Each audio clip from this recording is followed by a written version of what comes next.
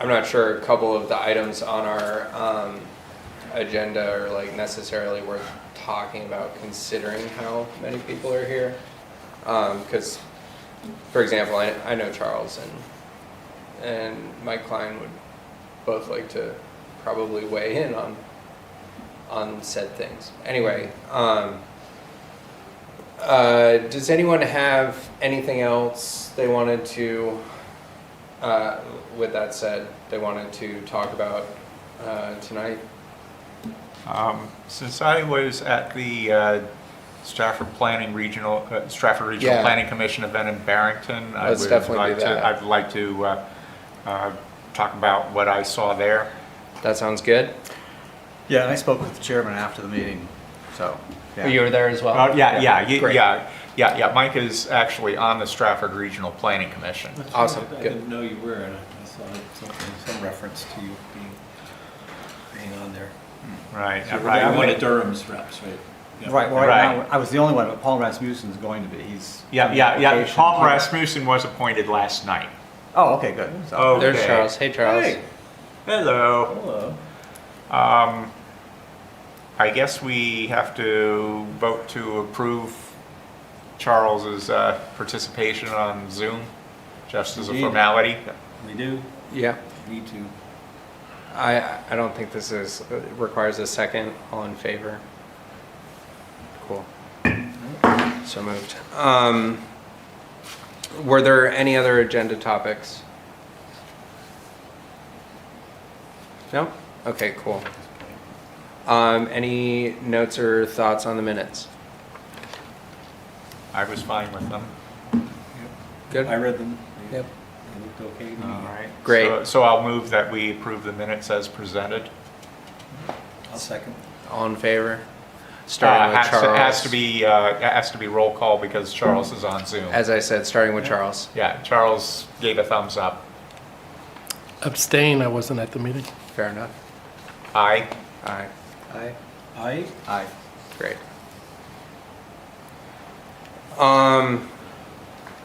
Yeah, so I had this open-ended item that I wanted to start off with. Last week we touched on it a little bit. I think it makes sense to talk about both chair and vice chair positions and meeting standards. Personally, I am perfectly happy for there to be another chair, and I think a vice chair position would be really helpful in keeping everything organized. So with that, does anyone else have any comments or thoughts or process changes?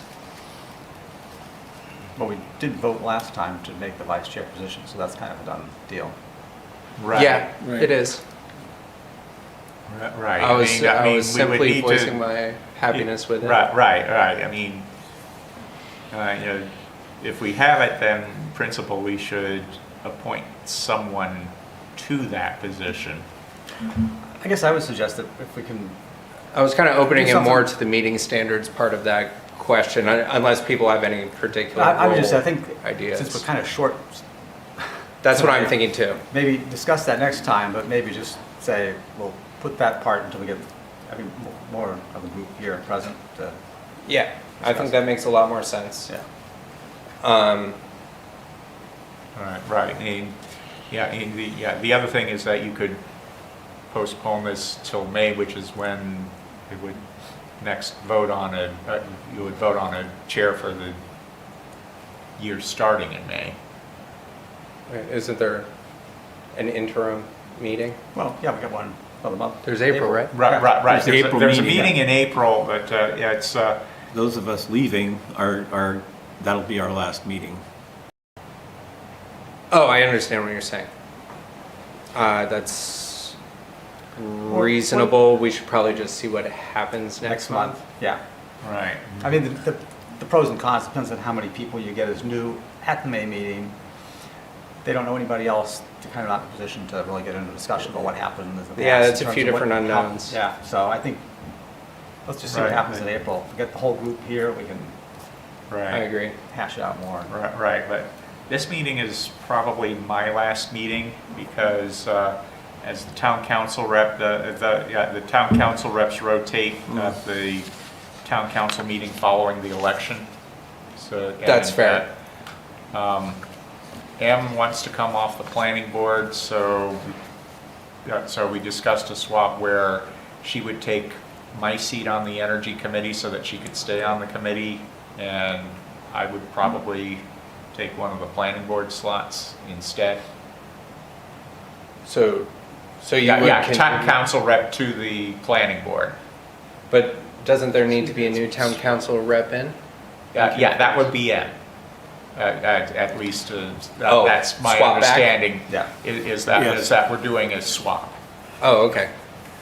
Well, that's all fine with me. But it does mean you will be here next month, right? I would no longer be a member of the committee as of next month. Okay. Oh, okay. Because at that point, we'd have a new town council rep. But would you be the planning board rep? Well, I mean, M is currently the planning board rep, but she intends to leave the planning board. Got it. I feel like I'm dumb and I'm missing something. Well, it's just that, No, no, because she can stay on the committee, but she'll be representing a different board. Right. She's currently Okay. on this committee as the planning board rep. And what would change is instead, she'd be the Town council. rep. town council down from that position. oh, okay, Yeah, 'cause, gotcha. the combination of town council plus planning board plus infants proved a bit much. Yes. I So would imagine. do we need to do something for this swap to take place? The committee does not need to take any action. No. It's We the town council that- we get who we get. Yeah. We The don't town have any coun- yeah, choice. The town council appoints who Then this its all sounds representatives fine to to me. each committee is going to be. And that's, as Ty said, you get who you get. Right. Somebody's got to do it, you know, they have to Well, I send think somebody. M likes to do it, so Yeah. that's good. Right. Adds Yeah. consistency. Right, That's that's great. right. And that's the idea is that by my stepping down, she would be able to remain on the energy committee as the town council rep. Okay, that's cool. All right. So I guess with that, has anyone spoken to anyone else about possibly joining the energy committee? I think Ty, did you say you were stepping down? Yes, I Right, am doing and Jack had also indicated that he's stepping down. Right. As I believe there's, that. He's going to renew that Right. now, so it's just. and Jack I believe he myself. had some interest in being chair as well. So yeah. And did we resolve the status of the person who joined but never joined? I didn't hear. Todd sent out an email, and I think Did you? I didn't see a response. As far as I know, he never responded, and he didn't He- say anything he- about that to and- me. Todd would have shared that with the council if the person had responded, I so. believe so. So we consider that an opening as well? I would think so. Yeah, at this point. Right. So, So if somebody wants to try out this committee but doesn't want to sign up for a full 3 years, I think that would be a 2-year appointment, filling a vacancy that's. oh, right. I think he's in the 2027 class. Okay. Okay. So does that leave us with 3 vacancies? Yeah. Looks Yeah. like it. Yep. Okay. Right. 3 projected vacancies if nobody steps up. So I'm sending something to Karen for this Friday update for the Energy Committee specifically. Exactly what I was going to wonder Yeah. about. Yeah. Perfect. That's I've great. been trying to find other ads for recruiting Energy Committee members from other towns. I found a couple, but they weren't very good, so I'll just write something. Were they a little milk toast? Yeah. It's been tough. I've been talking it up, but You know, I had think anybody I really think right express now interest. a lot of people are. I don't know. Seems like the last year everyone I know, like in my group in town, you know, everyone's either got like a kid thing, a life thing, or a health thing going on, you know. Yeah. Right, all of which are valid reasons to not step up. Not necessarily. Actually, no, next meeting or whatever. Sounds good. But- Yeah. You got people that you There's a like meeting to I'm talk planning to. to go, there's a meeting I'm planning to go to that will have people that might be potential members, so I'm gonna just Gotcha. Yeah. say something Yeah. there. Sounds good. Best of luck. I've got a couple neighbors, but When I'll see. and I think one of the people I thought of was Rob Sullivan, but he's on something now. I didn't realize. He's on the planning board. He's on the planning board. Okay, that's what. Yeah. Okay. Right. I didn't know that. Yeah. I mean, yeah. You might try to recruit him to be the planning board's new representative That's to what this I- committee. Okay. Yeah. I'll give him a Because call. that would be vacant with M leading the planning board. So Yeah. then we can fill it in that way. Yeah. I'll give Rob a call. Yeah. I mean, yeah. Did I there's cut a- you off earlier? No, Oh, okay. I thought maybe no. I saw you open your mouth out of the corner of my eye. Charles, any thoughts? Don't want to leave you out. You might Your be mic muted, man. Is not miking.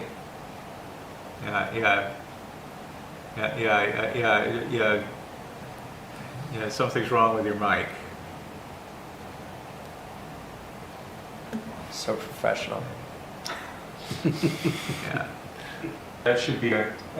Great. Now we hear you. Awesome. I'm emailing one neighbor as we speak, and I'll let you know. And then I have a couple more ideas, but I won't say them over the air until they've said yes or no. Yeah, we don't need to Okay. put people's names on the record. I Right. think that's a good idea. Strike Right. Um, Let's not count chickens until they hatch. Right. So, so I guess the other part of this topic, and it can definitely be tabled for next month. Hey, there's M.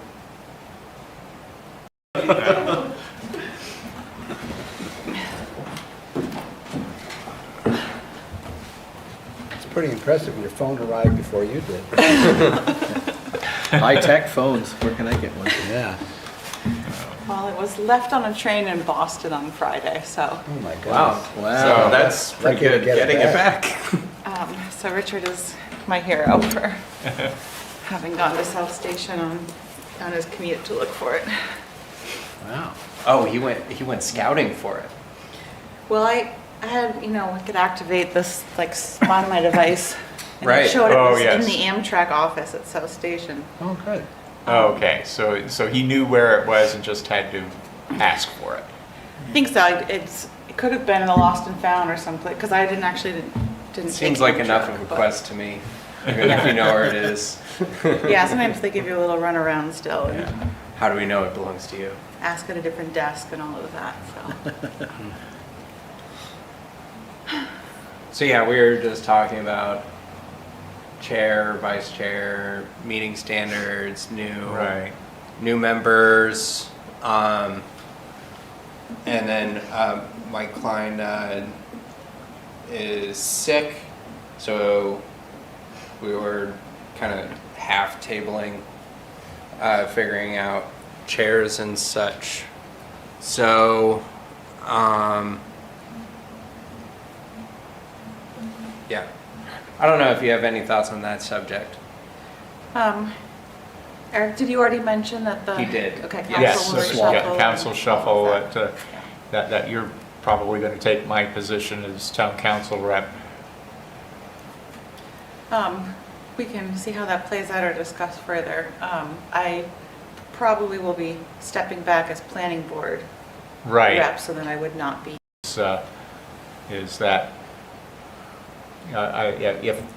if I take one of the planning board slots, I would need to step back from this, and that would give M a slot to remain on this committee as town council rep. Okay, yeah. Now, as we understand it though, that just means both of y'all still end up showing up every month, right? No, because Well, then well, it I would mean, depend from the Yeah, planning yeah, board who they that send it depends to. on what the planning board does with their committee appointments. Yeah. Okie dokie. All right. So it could be a free show. Yeah. Yeah, and well, and we also were just talking about 3 vacancies, so there is like space. So yeah, kind of lost my train of thought there.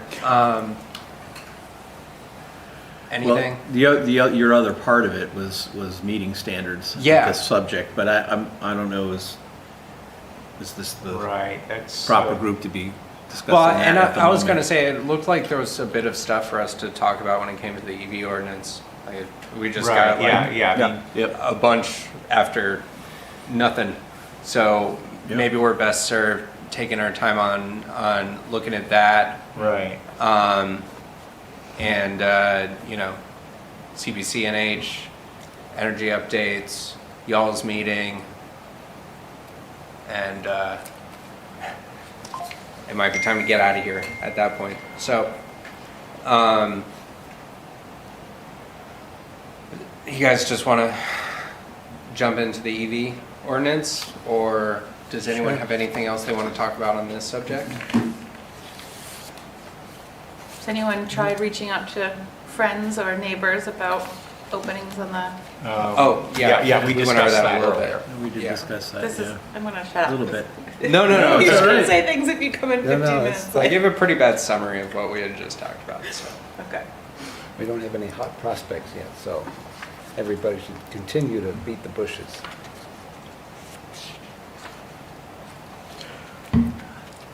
Yeah, so with that, I don't know, where do you want to start with on the Well, EV part? Do you want to? Kind of got a little, I can. Yeah. So I sent everybody today, I sent an email with attached email, not attached, but I appended parts of Embedded. emails. Yeah, embedded. Yeah. As well as the attachment of the actual document that Michael Barrett sent back. So, and we had emailed back and forth, so there's a couple things that I can just sort of mention that would be there. So if you didn't get a chance to read through his thing, his notes that he put on there, essentially he was just sort of highlighting what he thought were whether a section should belong in the site plan regulations, or maybe it could go into zoning, and in a couple spots he kind of more specific in terms of where it might go in the site plan regulations. So that would be the hint, so to speak, for the planning board of how to sort of digest it. So the Right, idea was yeah, that they would get both these documents so they'd have a reference point to look Right, at. right, yeah, no, it's Paul Rasmussen did look through it, and in the back and forth, there wasn't a lot of emails, it was just a couple emails. But there's a couple of things that I will just sort of mention as far as what I think we might want to just talk about a little bit tonight. So coming out of that, the back and forth and with Michael was that Michael suggested that we get together and sort of just have a discussion with Paul before it goes to the planning board, sort of walk through it and do that. I said to them, yes, I'd be willing to do that, but I don't want to do it necessarily by myself without the groups okay. I'm comfortable doing it, but if anybody else that's been on the thing and actively involved wants to come along, we can try to do that and not make the meeting too big, but it'll be Paul and Michael, myself, and somebody else. And obviously, mostly for clarification for them not to actually negotiate anything with the Right. planning board ahead of time. But I do have a kind of a sense of one of the things that we should probably discuss ahead of time tonight. And I'll bring that up in just 1 second. In fact, I might as well just go right to it. So one of the comments back from Paul was, and again, I don't know if he read the whole thing in detail or just kind of skimmed through it, but it was like, so if Dunkin' Donuts project goes through, we're going to require a charger for, there, which they're only going to have maybe 8-car parking lot or something like that. And obviously, in our proposal, it was only for employees, it wasn't for the customers of restaurants or commercial buildings. But I went back and I looked at the numbers again in terms of we had lowered the percentages and we had done that off of stuff Jack had done, whatnot. But I just wanted to have prepared, and this was a suggestion from Michael Barron also, that we be prepared, and Paul together, we be prepared to make a presentation and explain how this actually works. So I went back to the numbers, and I just want to just walk you all through it again. The calculations were, again, based off of percentage of the required parking spaces that are in the site plan 10.1 table. So we're not adding any parking spaces to anything in the process, but we're looking at the question of what the percentage is. So we were talking about, we allocated percentages for installed spots, ready spots, and prepared spots, which sort of ramped up each one depending upon what the situation was. So given that it's probably commercial type construction and, you know, little businesses and things like that that are more likely to be coming up for things as opposed to large residential projects with 100 and some odd units. That'd be great if they did, but that's probably less likely. This is the way the math works out. And I know the engineers here that can crank numbers faster than I can, maybe, but if anybody questions that, Charles, please speak up. But this is it. So for installed spots, this is for new construction, we put in 3% of proposed off-street parking spots. So what that really translates to is that 17 employees would trigger an installed spot. So it'd be Seems pretty 3% high, right? of 17, and it's the roundup rule, applying the roundup rule, so 0.5 and higher, then it triggers. Did we stipulate full-time or not? We didn't stipulate full-time, but you'd say probably, I think if Full-time site planning regs normally, I think, would look at it in terms of how many employees would be there at the most at any one time. So whether they're full-time or part-time, if you've got a Dunkin' Donuts and a full max shift per is 4 people, Okay. then it's 4. That makes sense. It wouldn't require, it would be less than 0.5, so it wouldn't require an installed spot. We But argued over that for a while, remember? the EV ready Yes, spots. but I didn't remember what the outcome was given yet. So this is how it just spills out. So the EV Yeah. ready spots, which is 10%, means you have to have 5 employees to trigger 1 ready spot. And the EV 10%? prepared, You said it was 10%? it's 10% of the spaces. So 10%. 0.1 times 5 gets you 0.5, and we round up. Gotcha. And then for EV prepared spots, it would be for a minimum of 15% of proposed parking spots. So there, 4 employees would trigger 1 prepared spot. So that's in that category, that's all the commercial, retail, other institutional. So that was boarding houses, sororities, auditoriums, theaters, churches, restaurants, retail stores, manufacturing uses, et cetera. Which is that Should there big. be a total number of spots minimum? Like you don't even trigger one until you hit 10? I don't want to change things, I'm just... No, I just putting these numbers out so people kind of know what the numbers are, Right. because the reason why is if we get pushback and people say, look, we don't want to be triggering this if you've only got, 6 employees that you're going to have to build a charger for 6 people, which I would kind of agree is a tough argument unless you had a higher penetration in the marketplace of EVs driving around right now. Right. So that's kind of how it spills out. And then for renovation of existing construction, the percentages were lower. So for existing construction, installed spots requires 25 employees to trigger 1 because it's 2%. And for EV ready spots, 10 employees would trigger 1 ready spot because that's 5%. And then the EV prepared spots is a 10% threshold, and that would be 5 employees again to trigger. What I talked about was for new construction, Right. which we sort of jacked up a little bit. Right. It seemed to work out. You basically can't require somebody to put this stuff in after the fact unless they're doing a renovation and it Right. would make sense. More than therefore 50% makes of the sense value for of it the to be- building, that type, whatever the planning board standards are for Right. that to kick in, yeah. So, So- so part of your thing was laying out a presentation for that, and you said... Well, I would plan to do that with the planning board. I just Right. wanted to go over that with this group this evening, just to try and keep things Right. moving along. So if we get into a discussion with Michael and Paul, or if it becomes obvious that they're going to like push back on it, Right. Yeah. how do people feel? Just to trying to get a little feel of a consensus here in terms of, So Are as we- the UNH rep, I'm assuming that UNH is not subject to this Oh, you're ordinance. exempt from everything, aren't you? I think so. I hope so. I mean, as long as it has, as long as it's closely enough related to the university function. So this West Edge project, but that's what. And we covered that in here also as a provision that we'd apply those Right, yeah. parking things based upon that designation. There's also. Because it's public-private, is that why it falls into the, Correct, because it's, it's well, it's not? on public land, it's essentially being privately developed and run. And Right. Okay. Yeah, and there's one other major residential project that I know of that hasn't gotten to a formal proposal to the planning board yet, but it's been talking about, which is with the attainable workforce housing rezone. There's a parcel to the northeast of downtown that John and Maggie Randolph have been talking about developing housing of the sort that the people who work at Harmony Homes, which they own, would be able to afford to live in town. Yep.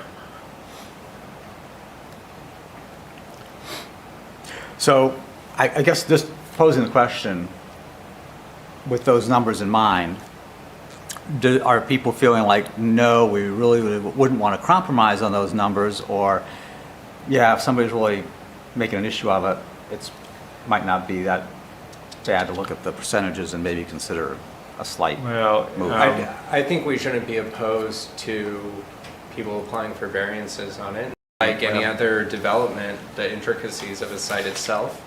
may Right, be right. discretionary. Or if these are going to be site plan regulations, which has been my impression all along, the planning board is authorized to grant waivers of site plan requirements. Precisely. And we did have language in here at the beginning about that also. Yeah, Um, I thought we, yep. The planning and zoning board should use discretion when applying the initial ordinance if evidence suggests newer standards of technology are more appropriate.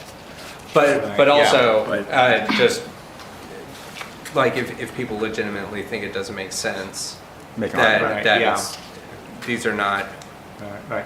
Yeah, they there's should also. not be used yeah. to make or break Right, somebody's. right. There's a critical difference in the procedure for adopting this between if it's an amendment to the site plan regulations versus an ordinance. An ordinance would have to be approved by approves it, then it would be This in is all regulations. regulations from what I see. Right, I Right. think. Well- the Yeah, feedback- either way, the planning board has to have a public hearing on Oh, it. yeah.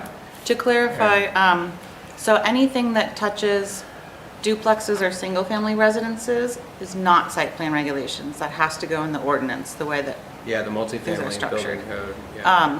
so Michael was right in that what we have here kind of needs to be split into two.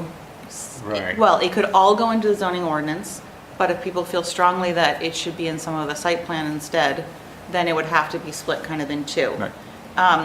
The planning board does not have to approve an ordinance. It has to be heard at the planning board, but the planning board could vote against this, and the town council could vote in favor, and it would become ordinance. Unlike the site plan regulations, which happen all at the planning board level. So is there a, I wasn't completely clear if it going into the ordinance or the site plan regulations was something that we were really influencing. It seemed like Michael's comments were like, this is how I think we will approach it Right. on the Yeah, planning board. I think that's what we've got, is just their initial thought that it probably will get blended into both. Right. site Yeah, plan so it'll and be mixed zoning. in. Right, yeah. And he'd offered, so he'd sort of format it for that. Right, and- and once this gets passed on to the planning board would have some discretion to modify the proposal. And what we are presenting would be basically a starting point. Okay, this is all familiar. I want to make sure that you're getting what you were asking for, which was kind of, you were asking for consensus specifically, and I'm wondering if you heard that. Yeah, I just want to Right, just yeah. put the numbers out again, just so we kind of have a general feel of what people were thinking of it. And stuff. I think, So- we batted around enough. I think it was, well Yeah. reasoned. I guess I was going to suggest if you're looking for a potential bargaining strategy. No, or I something- don't not want to get in a position where I'm trying to bargain anything with them. No, Just- no, I just want to get a I don't general mean sense of real where people time. are at. I don't mean real time. I meant in the future, if you think, I'm not saying that we need to back off of the percentages, but I could see people trading off, a ready spot for a prepared spot or an installed spot for, something like that. Because I think the critical thing, I guess to me at least, is that if you at least have a prepared spot, Right. then the market forces will eventually decide, oh, hey, this is a good idea, let's activate that prepared spot because the conduit's there, boom, boom. At least you've got that foothold, I agree. Right, yeah, no, it's a good point. Yeah, and if I remember the draft right, there's already some flexibility in trade-offs for ready versus installed versus prepared. Yes, there was. Section 7, Substitutions were, that had to do with level 3 and level 2. Permitted substitutions. I think also the biggest thing in favor of these numbers is that they all come from industry research. So it was looking at the being able to provide employee charging is really important. And that's why these numbers are based on employee and resident, not looking at short-term visitors. Customers. And it looked at, projections on current market trends. And while, we might not see as much, depending on how kind of incentives go forth at this point, maybe we're not on the fastest curve to adoption as we were possibly seeing. We are still seeing upward adoption, and we do know that in Durham it's higher than average. Now, it's a good point that people who are driving to Durham as employees, it's harder to get information about their vehicles and what they're driving. But I think that the numbers, and I think it would be really important to highlight that data and perhaps open with that data and say, this is where we were coming from, and we worked backwards to build the ordinance to meet that market information that we have.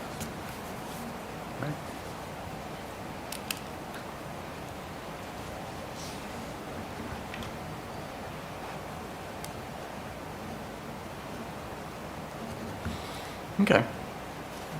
All right. I think that was really the issue. The fire chief had, I put some of the comments in from the fire chief.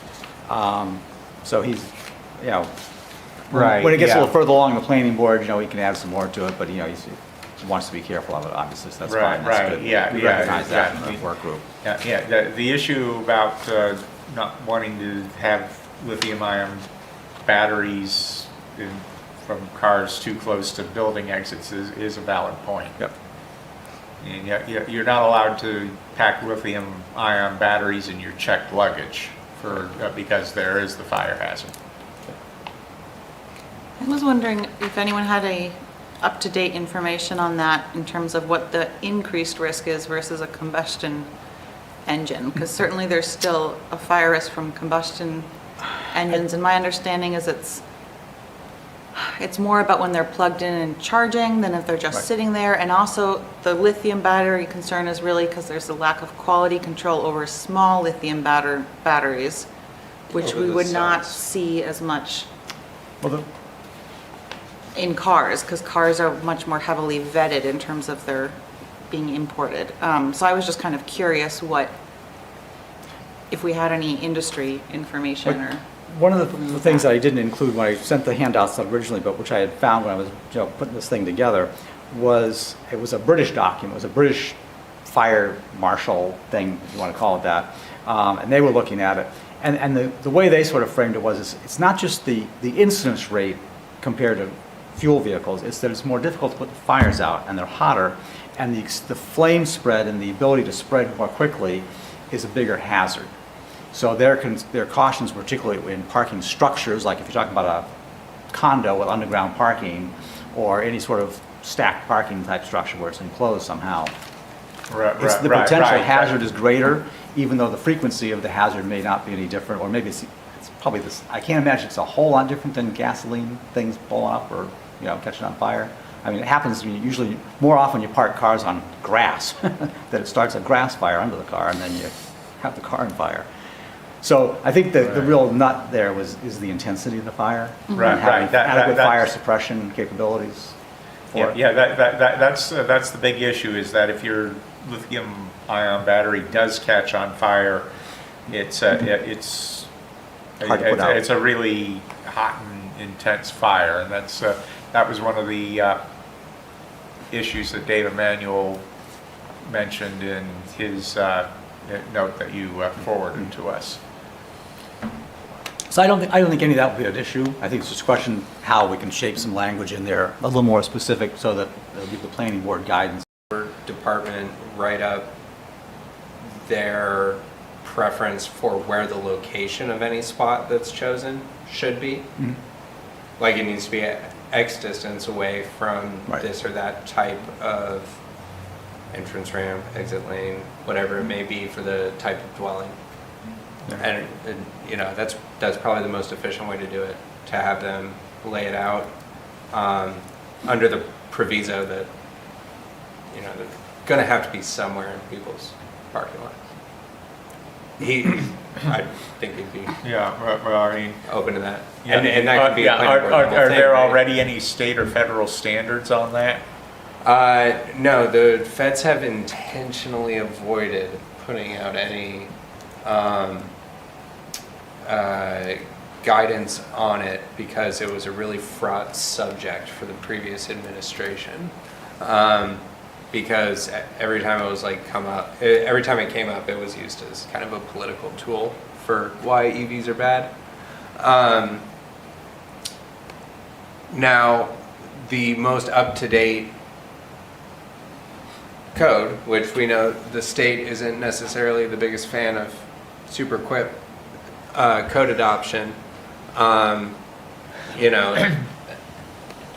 people are taking in fire safety into account. For example, I'm seeing that a lot more in my industry with larger batteries. We, for builds, go through in-person training with the local fire department to make sure everyone's on the exact same page about how they want to deal with it. And sometimes there's a little bit of state discretion, but you really only see that in Massachusetts, New York, and California these days. Most states aren't really legislating it. So really, it's been about fire departments passing information between each other and figuring out for themselves. A little while ago, New York sent out. And probably passing information to planning boards who are So approving these projects. New York did their towns a favor and actually put out some suggested safety requirements. Many other, it would be probably considered pretty strict here in New Hampshire, but they do exist. But there is nothing federally legislated. You get above a certain size on these, and these days to get investment money, to get actual bankability for a solar array, if you're putting energy storage on it, they have built-in complete contained fire suppression systems that come with them. And because the bank wants to protect their investment. Right, so now they're just being designed into them. It's just consumer level stuff, which as a town, we're still dealing with consumer level. Hasn't gotten to that point yet. I thought Todd had sent an email pointing out that we have to be careful about not legislating. We're gonna be able to put into what we're doing here. Yeah. Well, just a point that we may not be able to actually address the fire department's concerns within the ordinance. It might just have to be according to fire code, and that's the language that we can include. Local fire departments tend to have a bit more leniency on their safety requirements because the authority fire having chief is jurisdiction. allowed to say, my current situation is XYZ. But you might also be right. And I think that's a problem for another day. Also. Agreed. We'll see what our fire department says. We'll go from When there. you go to, if you do a presentation to the planning board, I was thinking you might want to have that spreadsheet of jacks with those numbers. With those Right, percentages. I would have, Because- yeah. Right. Some wise guy's gonna ask you, he's gonna come up, well, what if we have this, If you pull out the new business- calculator, They're gonna it'll come be- up with yeah, some kind of pretty scenario common. and No, ask I- you to run a scenario, and if you don't have a tool like that in front of you, then. So they're working on a PUD ordinance right now, so they want to wait until that kind of gets through before they tackle this, so I'm guessing it's going to be a few meetings before they're ready to even Right. digest You're it, probably so- looking at April at the earliest. Yeah, so yes, I will certainly have a fancier slideshow or something to. Well, yeah, I mean, that would be a way to run a scenario. Right, and when we actually go to the planning board, I think, a couple of us can be sitting in there for that, for sure. Yeah. Let's get a schedule and see who's Yeah. available. Okay. That's great. So is there anybody else that would like to be included in a short little meeting with Michael and Paul Rasmussen that really wants to be there, or you're okay if I just go do it and we'll report back and send you all an email afterwards? It's probably better to get it done quicker, right? So it's probably easier to just get through it, right? Emily looks like Unless she Emily- might say, How's this? If you guys have set up a time and you can I'll let let me you know, know when and if it I is, can and make then it, I'll if you join. can. Okay, good, sounds good. All right. That was it on this subject, I think.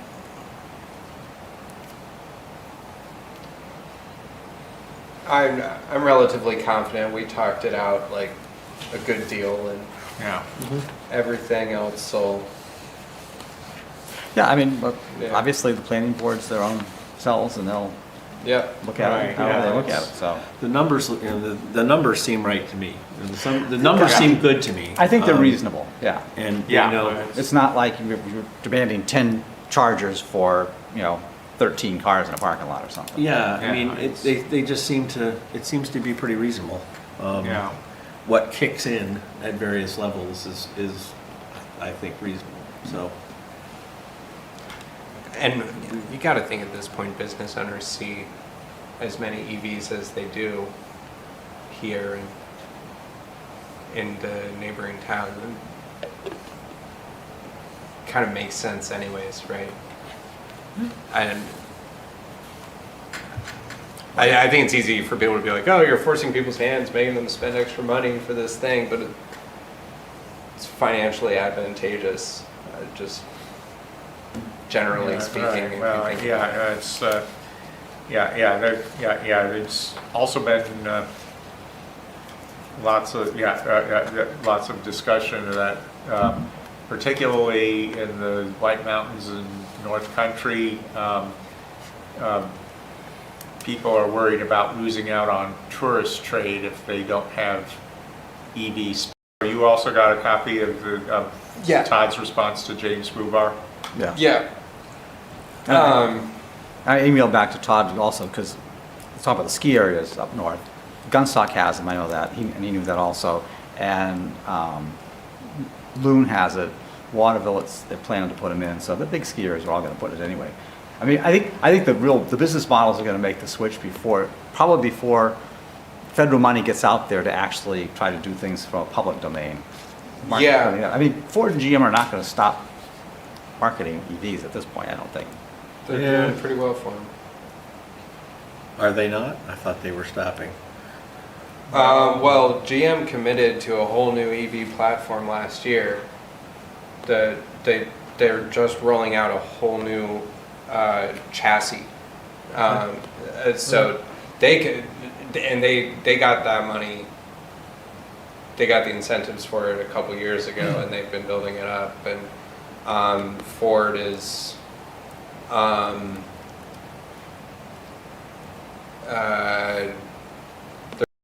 Did it? Right. Yeah, like By- 5 times more sales. Yeah, it was They only substantial. sold Yeah. 44,000 Mustangs last year.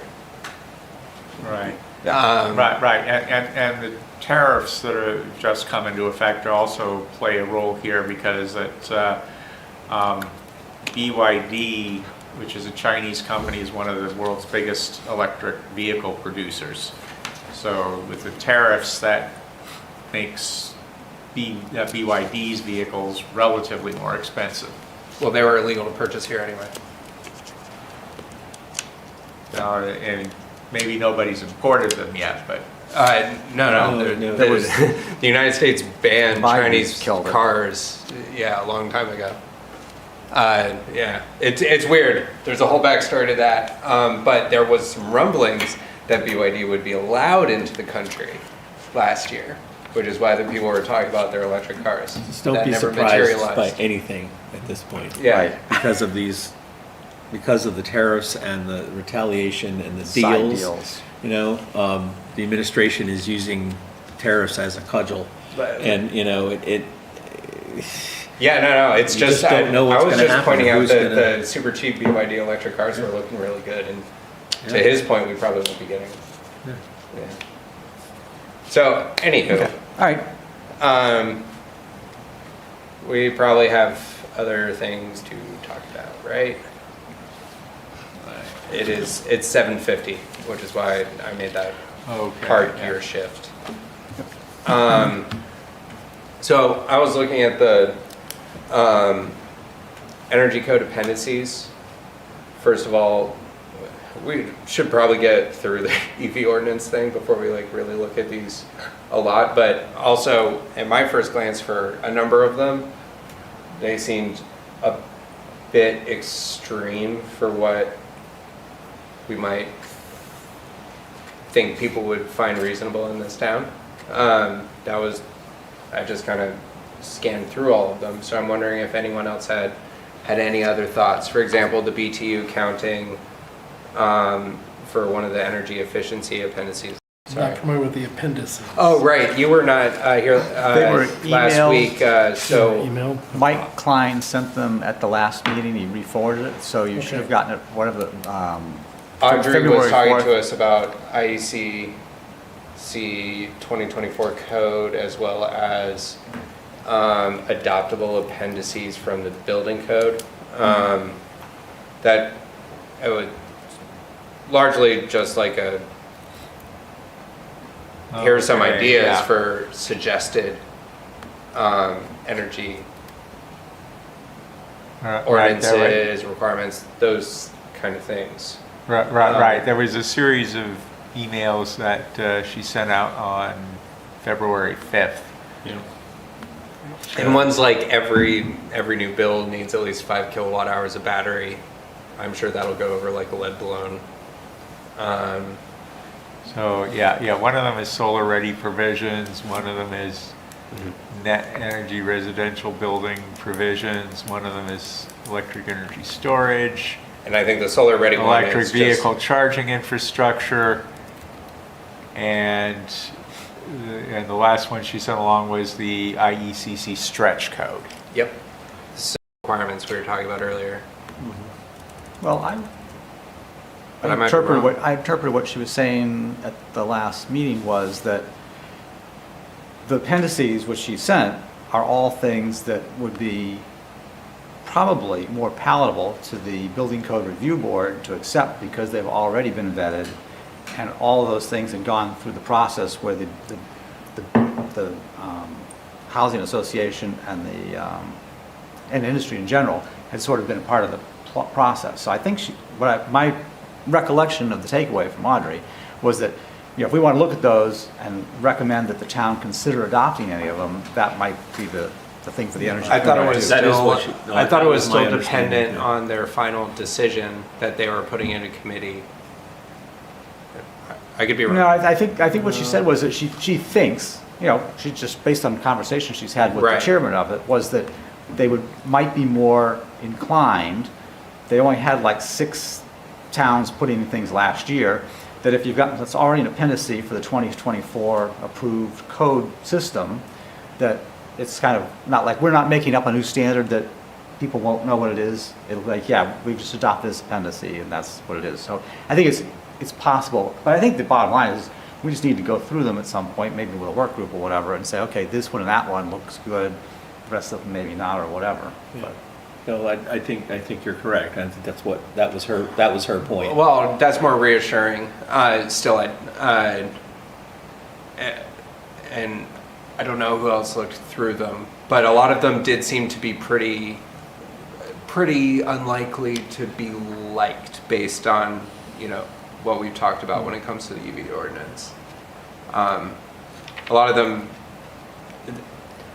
they just seemed like they might be considered too stringent. And again, I only went through it once and I was looking through all of them. So that's just kind of my general yeah. statement. I only glanced at them quickly and I've decided it was something I need to do around noontime, not after 8 o'clock at night. Yeah. So we can table that, give people some more time to look into it. And like I said, we should probably get the EV ordinance, or EV site regulations, whatever the mixture ends up being, off our plate first. Right, I think in terms of, it makes sense to get the EV charging ordinance through the process. Yeah. Yeah.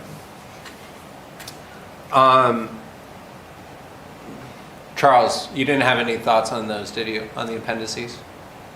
No, it has to go through an approval process and become real, and I think we have time to table it and then cherry pick a few. It is the way to get extra things in. I agree with her suggestion, as opposed to something that would be considered illegal or disallowed. So yeah, I think it's an interesting strategy if we cherry pick a few, but no particular thoughts on which one. Okay, cool. So with that, should we go to CPCNH? Sure. Yep. Ready? Onwards. I did send out an update. I don't know if it's worth trying to present stuff or if people have the emails. I don't have a working laptop, so it's hard for me to do it. I know he came prepared with some cords and stuff. Right, yeah. So do you want me to plug in the, You have a USB stick?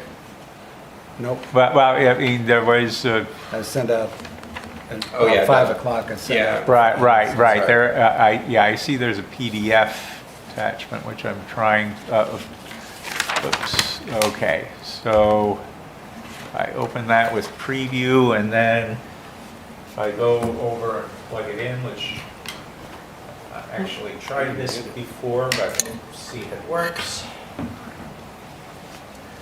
Apparently, it's not really possible for us to bring a stick in and take it downstairs to have them do it. So thank you for. Right.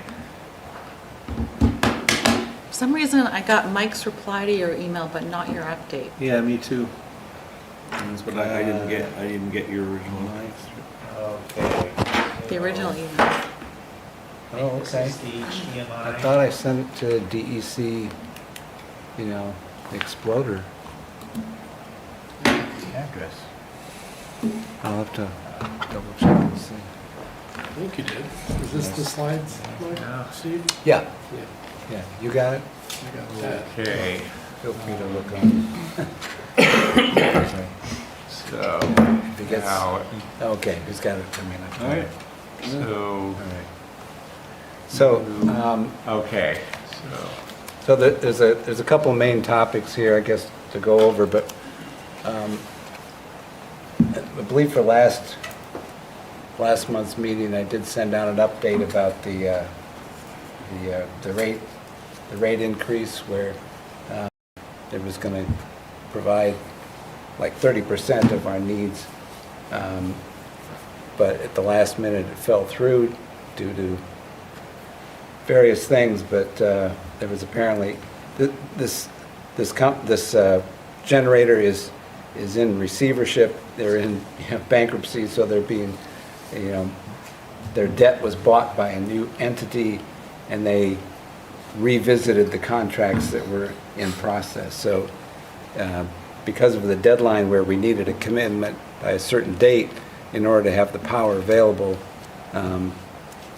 we had to abandon that contract, couldn't close on it in time. So that was unanticipated.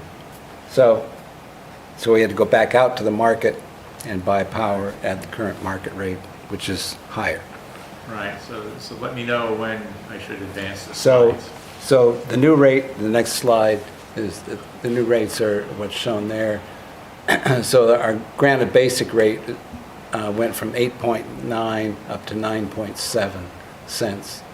And the comparable Eversource rate is 8.9. So what this means for the average customer is about $5 a month more based on some kind of average consumer 650 kilowatt hours. So this is obviously not a great story, but there's other things that are going on also, I think, as most of us know. Besides this particular, wrinkle, we had to change. This is basically talking about that rate change, and that's effective starting in March. So the next slide talks about why are the utility rates so low. So this gives an example. This is the posted utility rates for all the utilities in New Hampshire. So they're all looking lower than what we can provide for CPC&H. And the other checkpoint that you can use is go to the PUC website for all the other competitive suppliers. What are they putting out there for rates, for their next year or 6-month contracts? And they're all higher than this. And they're all higher than CPC&H as well. So there's a disconnect here. Why are we seeing two different sets of rates? And so I think, you've all probably heard the story. If you go on to the next slide, this was kind of the explanation about prior to this year, utilities were required to buy 100% hedged power at a fixed price. So there was no market fluctuations, in their pricing. The only possible fluctuations were if they had mismatched the demand. So it wasn't, they always had a fixed price. The only thing that was different was if they bought too little or too much, power. They still got the same price. So, and over and under collections were collected at the next billing cycle. So I think we've seen that a couple times. They under collected, then they had to raise the rate the next time, or they over collected, then they gave a rebate. So that was the process that was in place. So the next slide shows what the new proposal is, and this proposal came from the PUC. It was not originated by the utilities, but it was proposed by the PUC to allow them to have open pricing on up to 30% of their load, for a given rate period. And the intent, I guess, was to, somehow tap into better market forces to get more competitive pricing. That may have been the intent. But what they also proposed was that if there's an undercollection, that they could compensate for the undercollection in one cycle by spreading the cost over all the ratepayers in the next cycle, not just the people who were contracted with the default supply, but all the customers, which is basically the distribution side. So the separation that legally we had in New Hampshire, where the power supply side was separated from the distribution side and the costs associated. So now they're basically undercutting that by taking costs from one side and pushing them over the other side. So I think that the only distinction here I kind of want to draw is that this was a PUC-based effort. We shouldn't blackball the utilities for starting this. They may be in the middle of it, and they may be, taking advantage of it. But one of the concerns that we have at CPC&H is that they are not familiar with doing this kind of forecasting and market pricing and hedging, and we're really concerned that the tools that they're using, they're going to end up underpricing stuff more often than not. So it's not necessarily a strategy that they're trying to underprice, but it may be a result of the expertise, the tools, their experience that they have, that they may end up underpricing. So, Is there any question of whether this might be questionably legal, given that New Hampshire does have a separation between the supply and I think distribution? there's a big question about whether it's legal or Right. not. Is And anybody bringing any suit yet? Yeah, there's a proposed legislation that That's what- covers it. And that's what this is about. So HB 760 is a proposed legislation. This has bipartisan support. And basically, the key points are kind of what we've already said. The utility default supply rate should reflect the cost of serving those customers. Cost overruns should be borne by the customer groups that cause them. Shifting overruns from one to the other, undermines the competitive market. So this bill is basically to prevent that from happening. And I think the next slide is just kind of it does have bipartisan support, and it's designed to protect the consumers. So I did send out something a few days ago. This was an alert, to call your representative or send an email, et cetera. Anything people can do. This is being, I guess, discussed in committee at this point. I'm not sure it's actually on the agenda yet but I'm sure it will be. Are any of our reps on the relevant committee? Not from the House side. Nobody on science. The only local person is Waters from Dover, Senate. I mean, from, not Senate, House, but Waters in Dover. I think Waters is a senator, but He's one of the co-sponsors, I think. Yes, yeah, I think he is. but that's the next district north of us. That's not our district. Right, I know, that's what I'm saying. Yeah. Nobody local. Is it something we could include in Friday updates? Would that be appropriate? I think it could be. I mean, we might also want to talk to Todd whether we want a town-based letter to Yeah. go I don't know. to one of these. I did copy him on the letter that I sent, and I don't know if you copied yours as well? or- Well, I actually sent, the letter that I sent today to all the people, I also sent to the BIA, What's that?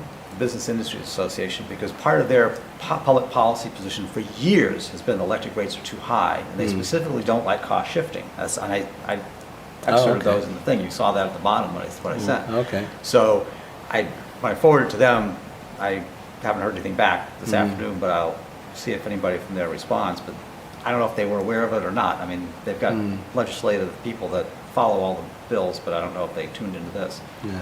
The other person, not to mention too many names, but Josh, is it Josh Meyerowitz that sends out the newsletter? Yeah. I don't know if you Yes. forwarded this to him or not, but he would be somebody you might want to send it to. He just sent a newsletter out not that long ago, so I don't know if he's going to do another one soon enough to this. But No, it's, But he's got a big he mailing sends list. out his newsletter as he feels it's justified appropriate, yeah. by goings on in town. So, Okay. so if he's sent something out in the last couple of weeks, then he's probably not. not going to Yeah, I send know. out another I know. one in time. Right. Okay. I think the dilemma with this personally is just that it's a little complicated to explain and understand. It might be hard to digest in a Friday update format. That's what I see as the challenge, other than just, please support this bill because it'll help. Because trying to understand it takes a little bit of depth. Well, and once you try Yeah. shortening it down, you end up saying things that might not technically be true, like Yeah. the utilities are trying to raise all your rates, or Yeah, that's what I kind of Well, wanted to make sure people didn't I mean, come away with the wrong impression. You well, honestly- and but- you know, kind of to explain it completely, you have to tell people about the deregulation movement in the 90s, like and like why Enron was a bad idea. And the separation between distribution and supply charges is also just Yeah. silly and Right. weird anyway, before you talked about bypassing and non-bypassable charges, which was a huge issue when it came to doing bills for community solar in Massachusetts, as an aside. Anywho, I mean, I just sort of interject this one thing. Yeah. It's like, it almost seems to be that if the intent of the PUC, and I'm not suggesting that it was all honorable or not, but if the intent is trying to encourage utilities to be a little bit more daring in their pricing structure by not hedging everything and sort of having to lock in, but be a little flexible and see if you can make some gains here and there and get prices down when you can. And they're giving them an out. Now, giving them an out by letting them pass on to all ratepayers, that's putting your whole hand on the scale.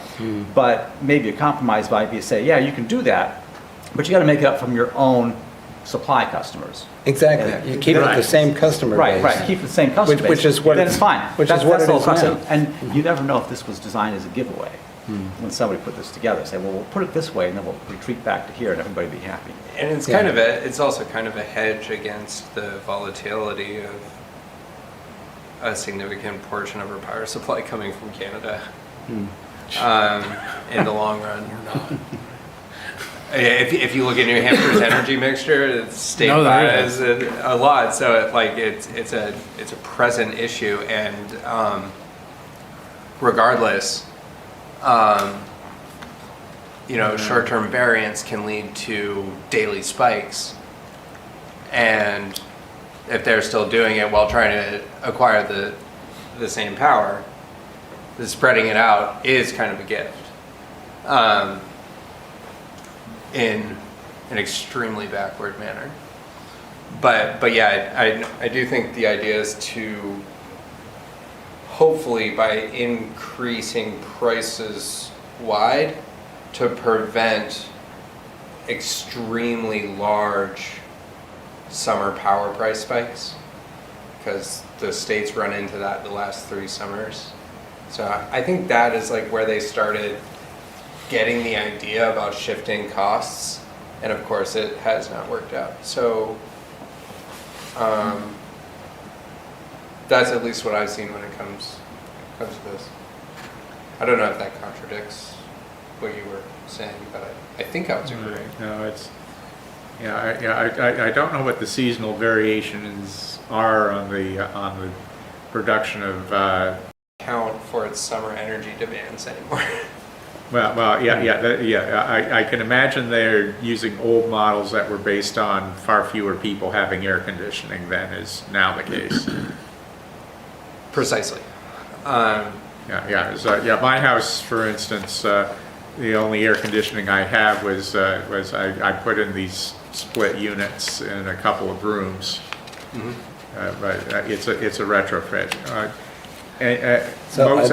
Most houses older than about 2000, and basically all houses built before 1985 don't have central air. Right. Yeah. So there's just 2 more slides I want to All right. cover, so skip to the next one. So, one more. So, this is too small for guys to read, but this is data that they've been calculating every quarter at CPC&H, and it's hard to read what those columns are, sorry. But it's basically talking about how much power people have selected in each of the plans. So how many kilowatt hours in Granite Plus, how many in Clean 50, how many in Clean 100, et cetera, for each community. And it leads up to And it lead- 656 tons of CO2 on the far right. Right. Is that Right. That's Now, right. Is this a cumulative number launched to date? Launched to date Yeah. through December 31st. Right.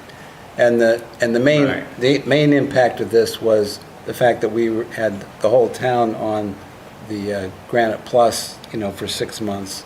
And That's so- almost all of it, yeah. Yeah, and so that, because having the whole town on that rather than just the few people who've opted up.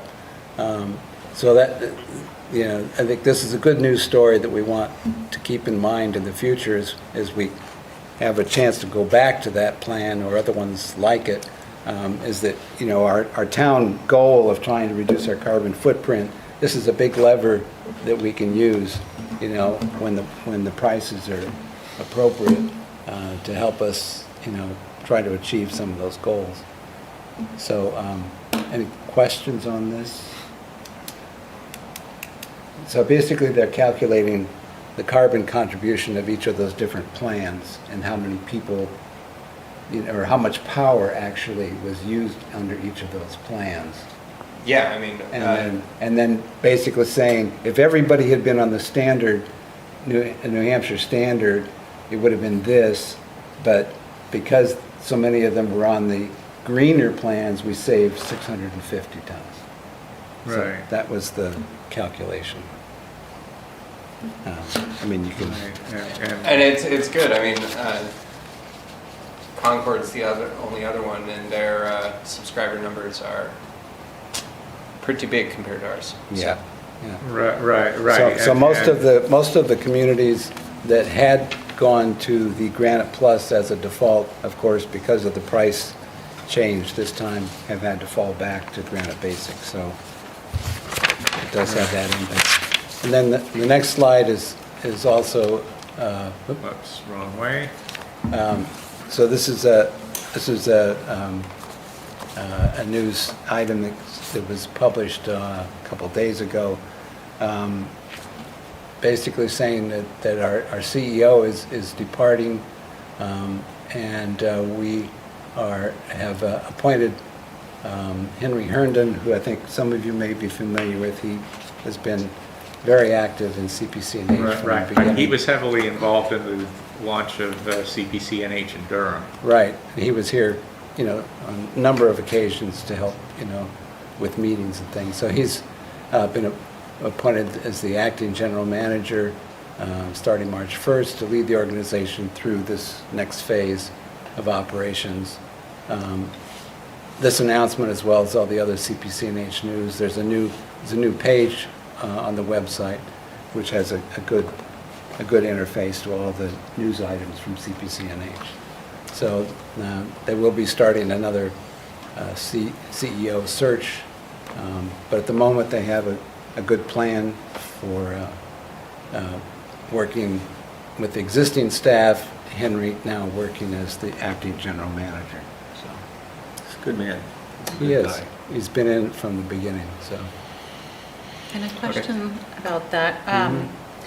I heard kind of conflicting information about CPCNH reserves. Has CPCNH had to spend down its reserves at all, which had been growing very nicely initially, to try to keep rate prices low, or is that reserve fund still pretty untouched and growing at this point? Yeah, so that is a whole nother set of discussions which I don't have prepared to discuss today. But just to answer in part, yes, we did have to dip into the reserves. The pricing strategies in the fall ended up having some issues with several issues, but one was we had unexpected weather, much colder than was forecast, which also, of course, impacted the market. We have apparently like a 20-year high in the price of energy in the wintertime. That's what I saw on somebody's charts. So it's kind of a combination of factors, and we did not hedge early enough in the season to get prices before they went too high. So we got kind of caught. And so we had to use reserves to cover some of that. And that is another story which I don't really have time to go into. But there is, we are preparing a more detailed set of, slides to kind of go through that. But right now it's kind of not gelled yet, so I don't want to, start bringing that out. But there have been some lessons learned about kind of what happened there. There's and part of what Henry is going to be presiding over, and you might be reading in between the lines there why our CEO is changing. We have learned things, and we are changing some of the procedures, and that is all part of what's going forward. So yes, we did have to, but that's also kind of what reserves are for. Right. So they're not at the same level that they were, but the pricing that we have taken is to try to start building those back up.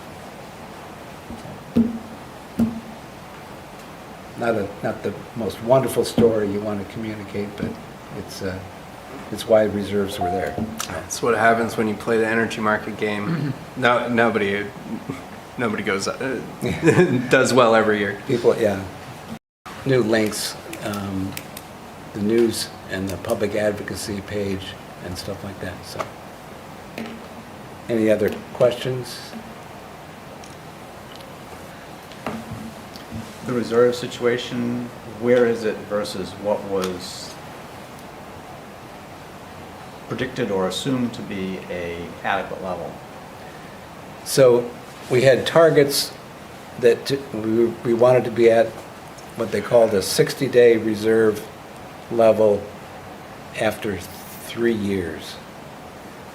And even that number is kind of strange, because what does it mean to be 60 days? So 60 days was that we would have 60 days worth of money to buy power to supply all of the customers that were on board at that time. So 60 days for 10 customers is different than 60 days for 50 customers. So that target changes constantly as we onboard new communities. So part of the challenge is, it's not like saying, we want X number of dollars. It's really, you want X number of days based on the number of subscribers and the load that you're serving. Right. So, And the price of the electricity you buy. and the price of the electricity. So if you had a certain amount of money and now the price of electricity went up like that, well, now your days just went down because you can't, So it's a very kind of weird thing to manage. So anyway, the goal was, we were on track to hit our target of 60 days after 3 years, and now we're below that target, and we're coming back up. So given the number of customers that currently exist, how many days reserve are there now? I'd have to I mean, is look. it like 50 plus, so it's just like, it's just misses the 60, but it's close, or is it like 30? I'd have to look it up, but yeah, it's more like, I don't know, 30 or Right. something We're like that. we're also not yet 3 years into Right. CPCNH's Right. operations, Yeah. so. Right. Just wondering how many access. So the goal was that about a year from now, CPCNH would be at the 60-day figure. Right. Yeah. So we had a pretty steady progression. It looked linear, and now we had a dip, and so now we're climbing back up. The actual numbers I don't have the charts with me, but I imagine it's a challenge that CPCNH has exploded so much too in terms of its growth. That is a challenge, because you think the growth should just be a great story, right? But as I try to explain there, when you add new customers, now you're adding new load, and you're trying to predict what that load is going to be based on their history, and the revenue is and a the slower revenue. accumulation than the initial cost. Right. Right. Yeah. And you always have this Right. delay between, we have to buy the power in advance, and then you meter the usage, and then you send a bill for the usage, and then you collect the bill so you have all these delays between your cost Right. and the revenue, and getting that all, through all the appropriate parties that are involved. Right. It's Yeah. a And in any complicated business, mess. rapid growth is difficult to Right. manage. So for this next year, we are not planning to onboard any new communities, partly because of this issue with the pricing, is that our prices are now above the utilities, and so a lot of the communities do not want to onboard under that condition. So Right. we're not going to onboard any new communities, and that should help, because now we should have a stable load base for the next year. We won't be bringing new customers on and trying to predict that, You start buying earlier in the year. So hopefully this will be a good year in terms of kind of stabilizing things. The new processes will be put into place, so we're, making sure we're not doing anything that we, shouldn't have done. So I'm enthusiastic that we had a hiccup here, not pretty. We learned stuff, and we're going to have a stable year with which to kind of recover this. So, and if we can get 760 passed, we should be able to get the competition with pricing sorted out. Yeah. And I do know that there are like at least 5 towns that are still voting to join CPCNH this year, even though they know that they won't be They won't be brought launched. into, they won't be launched, but Right. they're, it's not shaking the, I guess, the core mechanisms in terms of people believing that organizationally That's good. CPCNH is solid. That's good to So- hear. But yeah, so there are a number of communities, like I say, in the pipeline that are being deferred launching until next year. Okay. Any other questions? Thank you. No. We Okay. should probably get towards wrapping up, and I Yep. know you guys wanted to talk about your Right. meeting and the one you two went to, Right, Oh, Stafford County. yeah. yeah. So,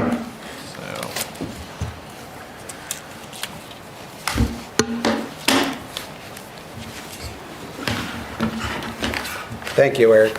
you're welcome.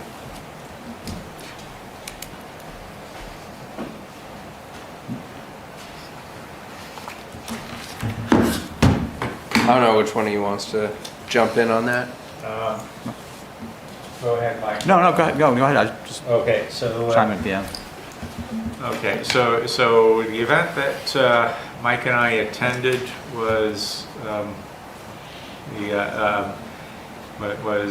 put on by the Stratford Regional Planning Commission, and it was in Barrington, and it was focused on the Barrington Energy Committee and some of the things Okay. that they've been doing. Uh-huh. So the Barrington Energy Committee formed about 3 years ago, and So that's much newer compared to much this newer one, right? compared to this one, yes.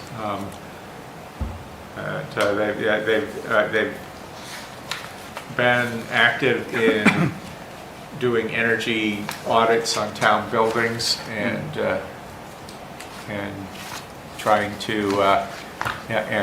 to get solar installations on as many town buildings as they can. Mhm. They've reported some resistance from the Barrington schools. Huh. Why the schools specifically? They didn't, Explain. yeah, they didn't really explain that. I mean, they did note that Barrington has more of an allergy to spending than a lot of other towns. So in order to get Pretty light tax base, from what I understand, right? Well, Yeah, I think their population was in the 5,000-6,000. Yeah. yeah. And the rates are- Significantly smaller population, and there are some commercial properties, mostly on the Route 125 corridor, but Right. not extensive. Okay. Is TurboCam engaged with, Turbo cam. isn't that the manufacturer of 125? Oh, I thought you were talking about a person named Turbo Cam. Oh, no. No. I've heard of that company. Their name. Thing or like innovative or I think it's, to me, the takeaway was they seemed to focus on, they were first trying to save money for the town where they could. In terms of their projects, they just bought a new building that it's going to become their town library, and they went through an energy audit for that and came up with recommendations for that, so they're trying to make that more efficient. So it's really been pretty focused, but they've done some concrete projects in their 3 years.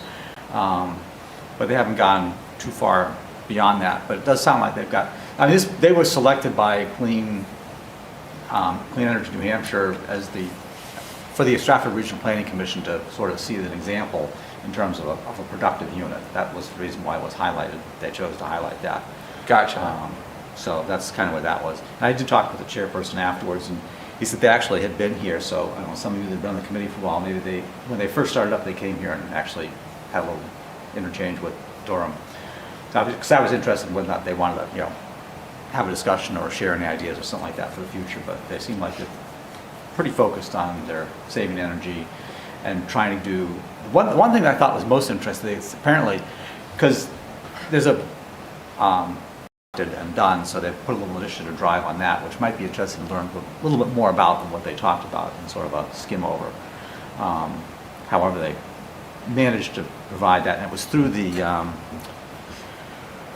I forget, whichever community action group it is that is covering that district. It was sort of money channeled through them, and they usually have grants and funds like that. So it was just kind of an interesting little sidebar. We could maybe dig in later and find out more about how they did that, because we talked about the energy audits in the past. Yeah, yeah. That is interesting. And whether or not there's any opportunity for doing something collaboratively. If they've got somebody that's an agent, so to speak, that does it, and might look to do that in more than one town. Did anything else strike you? That was, the main thing was that they were extremely focused on finding ways for, to save the town of Barrington money, and with respect to solar power, making the case for projects that had payback and time horizons of 10 to 14. 10 years was typical. Oh, well, they're being pretty pragmatic with that. A lot of times you see towns that they expect their returns to be 6 years Yeah, for 5 or 6 small years. rooftops, you Yeah. know, which is often financially unfeasible. So 10 years being you said 10 to 14? I think 14 came up at some point. I don't know, one of the projects might have been that far out, but yeah, their focus is trying to save money for the town. Right, That's right. the Long term, takeaway. which is also Yeah. a very good approach, I think. Yeah. Yeah. And I mean, it was the town council or select board that created the energy committee for that purpose, basically. Oh, okay, yeah. There So wasn't- they have a core of people that It's a that good are focus. interested Right. in energy audits. It's, Yeah, Yes, okay. that's- Had 7 or 8 members, I think. But it was interesting. Yeah, it's great that we're keeping an eye on these sort of things, and looking into the energy audit stuff, especially if we can find out like who they've been using to perform those services. You know, that might be the best way for us to kind of just see what's up. That's always been one of the things that we really kind of needed as a data set is what is the energy situation in our built environment. Yeah, and unfortunately, like I've done energy audits for residential homes, and especially with additions and different different materials, different renovations over time. It can get pretty complicated pretty quickly. You know, you can spend all day at one 1,500 square foot house, much less a 3,000 square foot house. You know, garages are always weird, for example. Anywho, being able to look into that a bit more and see if we can figure out a way to do it efficiently would be really great. Because, hey, we started, like, we could look up in 5 years and still not be done, like, with a full energy, like, enough data to, like, really make some good decisions, and then you kind of have to start over refreshing all your data because, you know, people have changed stuff. Yeah, I mean, if we're gonna get like a good data set for energy consumption in our town down to like a granular level for residential households, you know, we'd want to find a way to get through a majority of them, you know, probably at least 70% penetration within a year and a half, maybe 2 years, which is, it's a lot of buildings. So yeah, that was just me rambling about back to the napkin math on Right. why that data can be really hard to get. So with that, I think you wanted to talk about Energy Week in May, or just mention it. Just wanted to mention that it was happening and wondering if we wanted to do anything to mark the occasion. Just, I know that in the past, sometimes it's surprising how, I mean, meeting once a month, how quickly things like Durham Day come up and everything like that. Yeah. So, Did you have any ideas of stuff to do? nope, I just wanted to bring it up to the group and Is that a national day or is that a, New Hampshire New Hampshire Energy Day? Week, Right. yeah. okay. Right, because given the timing, if this Oh, committee yeah. wanted to do something about it, they would have to commit to it no later than the April meeting, because the May meeting occurs during the week in question. Do we do a little thing in Tideline? We can just set up our table, and we have our CPCNH materials.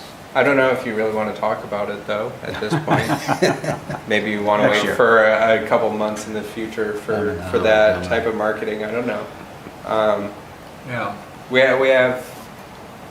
I mean, most of the you EV stuff, the folders, Right, it's, some stuff to be Yeah, updated I there. have some yeah, stuff. is the town planning to do anything? Because I've not been aware of anything coming to council about this. No, I mean, in fact, the events are still kind of pending on the calendar. I mean, maybe it's yeah, I wasn't sure if in years past we had done something or even more, focused on Durham Day and Earth Day, Yeah. which falls kind of around the same time, and so that may make more sense to save those efforts for that. But next month is not too soon to start planning that. Yeah. No. Yeah, I mean, it should definitely be on our agenda next month, and after that, going forward, Energy Week. I mean, we're probably going to assume if we do only one, it's Durham Day, right? Probably. Yeah, you gotta- And then figuring out if we want to do a campaign, do two or three. Durham Day, I think, is typically in June. Right. So then, like, are we doing May and June? Save everything up for June, do something a little bit in May, something bigger in June. I feel like we can have that discussion next week.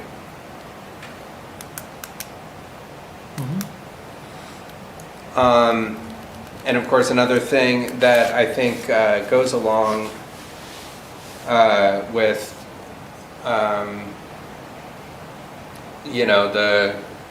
the changing of the guard, if you will, is the last thing I had written down on the agenda was the getting back to being to returning our focus to the town plan for solar, which I think it's a great point that you brought it up, Mike. I think this might be kind of a talk about it after the EV thing. Yeah, and I would just want to just put it out there, just so we don't lose track of Todd's presentation from last meeting, and I sort of took what he was saying as an invitation to Yeah, come give us some guidance. I'm waiting for the snow to melt so that I can finally talk revision into walking around the transfer station with us, so we can actually talk about whether or not that part makes sense to do, right? I think that's But our I- logical next step as a committee, the EV ordinance and then the transfer station. Yeah, but I think there's definitely kind of solar as a larger picture is definitely something we Right. should still be talking about, because you guys know how I feel about canopies. I think long term they're really how towns like us will be able to plenty more to discuss on that front. So we'll start with the transfer station, and go from there, probably, right? Right. Cool. Right, and presumably the transfer station works because the steep slope is south-facing. Yeah. Because, if other orientations, you want to avoid steep Well, slopes. depend, east to west, it depends on how it actually lies and what panels you're using, but generally speaking, yeah. Yeah. North facing is, almost Yeah, every yeah, day. north-facing is avoid at all costs. There have been some good studies showing that having both east and west facing panels. Yeah, can produce- I largely build single axis trackers, which are oriented towards the south, but they're actually falling east to west. Right, right. Right, but if we're talking about a fixed installation, then if you have a slope, you want it to, a steep slope, you want it to be downhill to the south. Right. This is kind of jumping into the weeds. I think we need to back up and look at the big picture. I agree. I think the agenda item should be looking at the big picture in terms of Right. what we've got, where we want to go, what are And the I- long-term goals. And I do really want Todd to kind of help us, especially weighing in on how we want to talk about the financials, you know? Right, what return What on money goes investment, in, how does the what money come payback out? period, right, all that stuff. Right, Yeah. right, Who's gonna- right. who's gonna So, maintain yeah, it, et cetera. Yeah, this is something that we have to worry about is, for our 2025 town budget, there were some heated discussions on how to make those numbers work. Yep. Yep. Cool. All right. Was there any discussion at the town council last night about joining on to Lebanon's letter about the EV grant? Yes, there was. Any- and or any we're decisions? The plan is that there will be a resolution for the council to vote on at the next council meeting on the 17th. Okay. Could you fill in the context for the Energy Committee? Opposing the federal government's Pausing of the funds pausing, for charging. pausing disbursement of funds. And Susan Richmond was at the council meeting to discuss that as part of her public comments on that. The sense of the council is that we would like to sign on to that, and we have a council meeting that comes within the time frame that that City of Lebanon would Great. like to have other municipalities co-sign. Awesome. So that'll just be buttoned up next month. And great. Right. So so Adjourn. I have one more question. Are we giving up on the switches on Friday updates? What? I haven't had any focus on them, so I have one in mind that I could draft for the coming couple of weeks, but Didn't you say you had a Friday update at the beginning of this meeting that you were Yeah, putting in? I started to put together a little recruitment piece. right. So I will have that in to Karen tomorrow, and Great. Yeah, Put I that mean, Friday update. I mean, if we're going to do anything in the Friday updates about HB 760, I think we'd want that to go in this week because that's timely. The I recruitment think we could decided be it was a little weird. Okay, so, Yeah. yeah. How do we blurb it out? Okay, right, because my thinking is that the recruitment is no big deal if we shove that off a week, but Yeah. but action on HB 760 would need to happen ASAP. There is a fairly good note from the Community Power Coalition that describes the bill and links to the text. So the update, if we wanted to mention it, could reference that. And, it's usually fine and brief to say, educate yourself and, follow that link. Fair point. They have a nice write-up of it. I agree with everybody that I wouldn't try to fit in a paragraph anything non-torturous, but they do provide, good citizen links. Obviously, we're linking to our energy provider, so it isn't like it isn't neutral in the pure sense, but it is, this is who we picked, and this is their summary of why this legislation is important. Okay, so then I propose you want me check to- with Todd that that is kosher. Okay. Wouldn't be the first time we thought something was completely reasonable and it turned out not to be like legal. Right. And then you have the recruitment blurb, right? Yep. Hopefully we I'll can do that, put yeah. both of them together Right. for this one. And then Yeah, I if, think if so. we need to run another recruitment Right. No, it's, in the yeah, following yeah. week's I mean, Friday I mean, the update. two topics should be separate topics, they don't want to mix them Right, together. right, so- right, yeah, and if you Fair do enough. split the two, I think I think HB 760 would be the one to do this week because of the time factor. Okay, I was suggesting we put both this week, and if we'd rather split them up, we can split them up. I think Karen can sort it out. Okay, cool. A wise response. Yeah, yeah. The motion on the floor is, Second. there's a live circus performance I want to see tonight. Any further Okay. discussion? Charles, I have to roll call. Are you in favor of adjourning? Merciful God, yes. Yes. Aye. Aye. Aye. Aye, aye. Yeah. No. Thank you, everybody.